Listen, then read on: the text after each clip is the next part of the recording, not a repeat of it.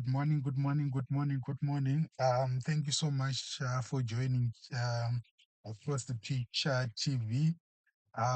Yeah, I mean, there was a lots and lots of games last night. Chelsea versus Ajax. What a game it was, right? But before I get there, I just want to give someone his flowers, right? I feel that look, a lot of people hasn't been giving him that respect that he deserves, right?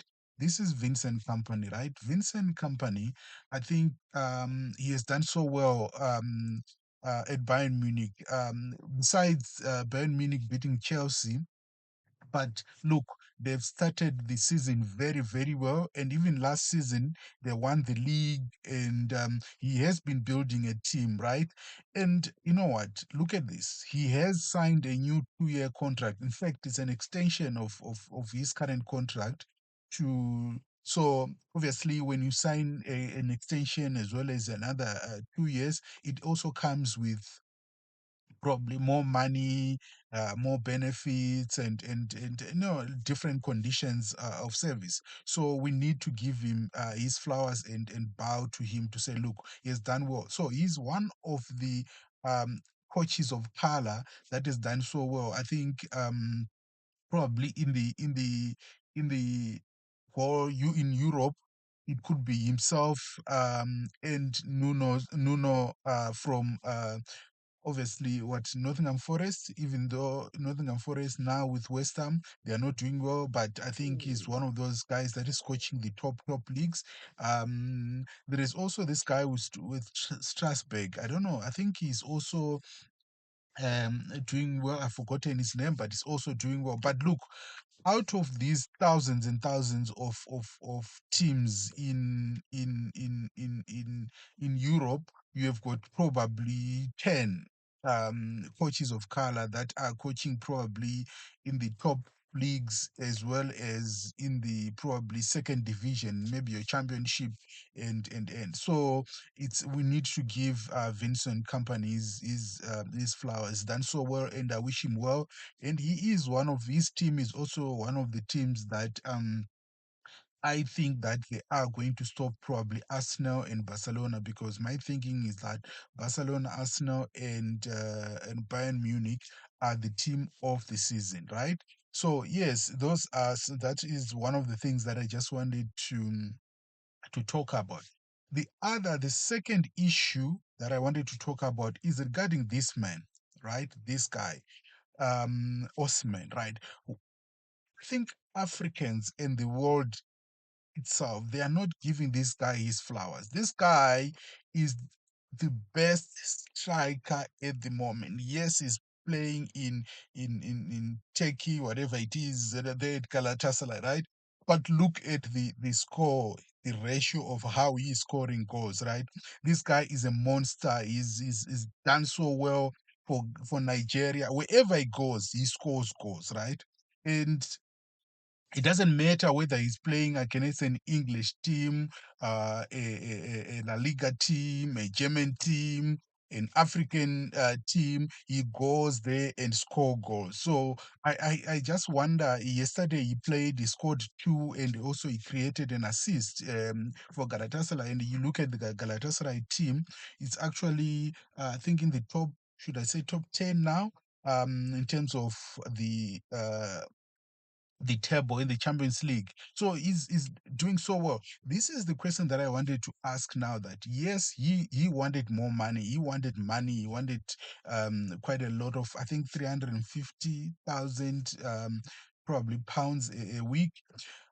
But look, he deserves that, right? Teams like your Chelsea, your Arsenal, your United, your City, your um what else? I don't know. Maybe those five teams could afford to give him that much, right? But all of them, they just kept away. I don't know why. There was rumors that he had some injuries and all those kind of things, but he's not showing that, and his passion for the game, it's next to none, right? He's so good on the ball.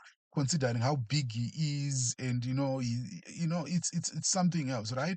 I don't even know why even Real Madrid did not go for him. Even Bayern Munich didn't go for him, because look, they went and but maybe because they looked at he might disturb Harry Kane.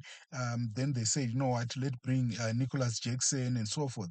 That's probably that was the answer. But still, there are still big teams in Europe, bigger than Galatasaray, that could have gone and buy him. So I don't know. But look, that guy, Osman, is, for me, at the moment, is the better striker than anybody. He's actually better than Keane himself. Kane himself is better than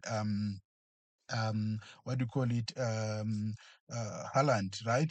Considering also that these other teams like your City and your Bayern Munich and all those teams, they've got quality. I mean, throughout the whole ground, on maybe they've got all the 25, 26 players they've got in their team. It's quality, right? But Galatasaray, they don't really have a lot of quality. They play as a team, and Osman does his work. So kudos to talk to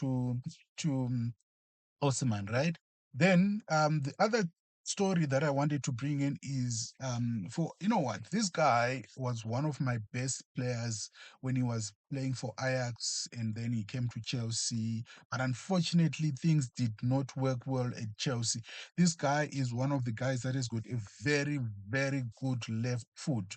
I remember when he was playing, I could compare him to your Robin, those iconic wingers, but I don't understand what happened at Chelsea, right? I'm talking about Ziyech, right? Ziyech has done so well. I think, you know what, is one of these players that are just likable in life, right? He was very good at Ajax. Then he came to Chelsea and he played, but it didn't go well. Eventually, he was loaned out. I think it was also injuries. Then he left now. So for the last 6 months or so, he didn't have a team.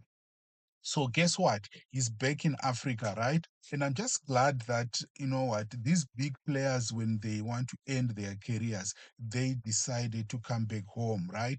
He is home now. He's now with Wydad, right? In Morocco.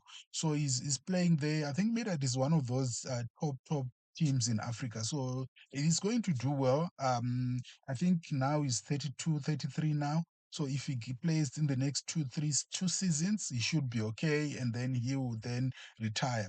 But I wish him well. I think he's like what I said. He is one of those players that are likable, as much as he didn't contribute as expected at Chelsea. But look, I remember one of these left foot that he scored. I can't remember which team we were playing against. So he's there. He's there. Unfortunately, like what I said, I hope that your Garnachos and your Gittins will not go that route, because there's a lot of expectations from those wingers, right? So let's go back to yesterday's match, right? First and foremost, I just want to thank the coach, right, for giving a rest to the first team players, right? For instance, Cucurella was not in, Sanchez was not in.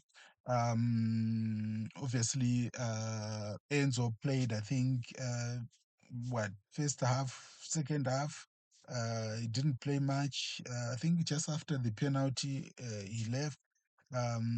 What Caicedo played, and also he was substituted. Yeah, so he was giving these young boys time to play. But what is more important than anything else is that, look, the boys, they played very well. They played against a big Ajax team and so forth. As much as the red card came in, I think in 10 minutes or so, but they played very well. And it's also good that Chelsea didn't get a red card. But one thing that I also want to be thankful also is that look, Caicedo is scoring goals. I just hope that he continue doing that, because this is what we need in a big team. This is what happens in a big team, right? You just don't expect your strikers to score. The goals must come all over, like left wing back, right wing back, defender, um, midfielders, wingers, and strikers. Everyone must be able to contribute at least goals during the season. So it's good that Caicedo is doing that. It's good that Enzo is doing that. Very, very good game from our wingers. Gittens, I saw he actually got the man of the match. Very good game from Estavo as well. Very well. I also want to say good game to Mark you. He scored also his goal there, and he has been a menace as well. But the what I'm trying to say also is that it's good that Lavia played very well. I could see that. I think Lavia played, I think, 70 minutes or so.